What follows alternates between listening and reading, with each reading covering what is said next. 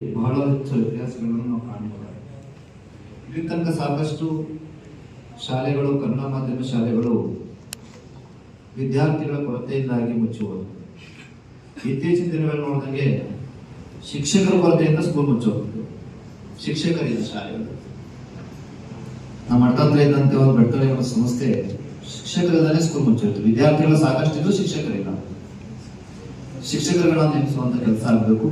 ಆಮೇಲೆ ಪ್ರೈಮರಿ ಸ್ಕೂಲ್ಗಳಲ್ಲಿ ಏನಪ್ಪಾ ಅಂದ್ರೆ ಶಿಕ್ಷಕರುಗಳಿಗೆ ಪಾಠ ಮಾಡೋದನ್ನ ಬಿಟ್ಟು ಎಲ್ಲ ಜವಾಬ್ದಾರಿ ವಹಿಸಿದ್ವಿ. ಪಾಠವನ್ನು ಮಾಡ್ತಿಲ್ಲ ಅಷ್ಟೇ, ಇನ್ನೆಲ್ಲ ಜವಾಬ್ದಾರಿ ಇದೆ. ಬೆಳಗ್ಗೆ ಶಾಲೆಗೆ ಹೋದ್ರೆ ಮೊಟ್ಟೆ ಎಷ್ಟು ಜನ ತಿಂದ್ರು, ಚಿಕ್ಕಿ ಎಷ್ಟು ಜನ ತಿಂದ್ರು, ಬಾಳೆಹಣ್ಣು ಎಷ್ಟು ಜನ ತಿಂದ್ರು ಅಂತ ಲೆಕ್ಕ ಬರ್ತು 11 ಗಂಟೆಗೆ ಅಪ್ಲೋಡ್ ಮಾಡ್ಬೇಕಂತ GPS ಹಾಕಿ. ಪಾಠ ಹೆಂಗ್ ಯಾವಾಗ ಮಾಡ್ತಾರ ಅವರು? ಪಾಠ ಪ್ರವಚನಗಳಾಗಬೇಕಾದ ಜಾಗದಲ್ಲಿ ಆಹಾರ ನಡೀತಾ ಐತೆ, ಆಹಾರ ಎಲ್ಲಿ ಕೊಡ್ಬೇಕಾಗಿತ್ತು ಅದು ಬೇರೆದಾಗ್ತದೆ. ಅವನ್ನೆಲ್ಲ ಬದಲಾವಣೆ ಮಾಡಬೇಕು. ಸಾಕಷ್ಟಿಗೆ ಸಾಲದು ಅಂತೇಳಿ ಗಣತಿ ವಿಚಾರಕ್ಕೆ ಬೇರೆ ಟೀಚರ್ಸ್ಗಳನ್ನೇ ಹಾಕಿದ್ದಾರೆ. ಅವ್ರೆಲ್ಲಿ ಯಾವಾಗ ಪಾಠ ಮಾಡ್ತಾರೆ, ಯಾವಾಗ ಗಣತಿ ಮಾಡ್ತಾರೋ.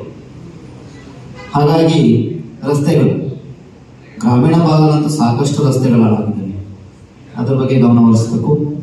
ಹಾಗೆ ರೈತರಿಗೆ ಅನುಕೂಲ ಆಗಂಗೆ ಪ್ರತಿ ಪಂಚಾಯತಿಗಳಲ್ಲಿ ಒಂದು ಕೋಲ್ಡ್ ಸ್ಟೋರೇಜ್ ಟೇಕ್ ಮಾಡಿದ್ರೆ ಅವ್ರು ಬೆಳೆದಂತ ಆಹಾರಗಳನ್ನು ಅದರಲ್ಲಿ ಇಟ್ಟು ಸಮಯ ತಕ್ಕಂತೆಗೆ ಬೆಲೆಯನ್ನು ನಿಗದಿಪಡಿಸಿ ಮಾರಾಟ ಮಾಡಲಿಕ್ಕೆ ಅನುಕೂಲ ಆಗುತ್ತೆ. ಇವೆಲ್ಲವನ್ನು ಕೂಡ ಸಂಬಂಧವಿಟ್ಟುಕೊಂಡು ಇದ್ರ ಬಗ್ಗೆ ಅಭಿವೃದ್ಧಿ ಆಗಬೇಕು. ಇಷ್ಟು ಹೇಳ್ತಾ ನಾನು ಮಾತನ್ನು ಮುಗಿಸ್ತಿದ್ದೀವಿ. ಓಂ ಶಾಂತಿ.